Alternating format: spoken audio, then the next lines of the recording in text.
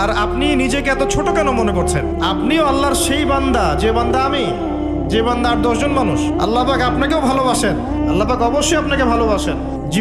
জীবনের দীর্ঘ সময় পর্যন্ত আপনি আল্লাহকে ডাকেন নাই, আল্লাহ আপনাকে ফেলে দেয় নাই। আল্লাহ আপনাকে খাওয়ান, এখনো পরান, বাঁচিয়ে রেখেছেন, আল্লাহ নিয়ামত দিয়েছেন। আল্লাহ আপনাকে ভালো না বাসলে এমনি করেন? আল্লাহ পাক অপেক্ষা করছেন কবে খালি আপনি আসবেন আল্লাহর কাছে, এসে বলবেন আস্তাগফিরুল্লাহ ওয়া আতুবু ইলাইহি। আল্লাহ পাক অপেক্ষা করে বসে আছেন আপনার জন্য। আপনি কোথায় যাচ্ছেন? ফাআইনা তাযহাবুন। আল্লাহ পাক বলেছেন ফাআইনা তাযহাবুন, কোথায় যাচ্ছ তোমরা? কোথায় যাচ্ছেন? টাকার পিছনে, বাড়ি গাড়ি, স্ট্যাটাস, স্ত্রী সন্তান, ভোগবিলাসের পিছনে?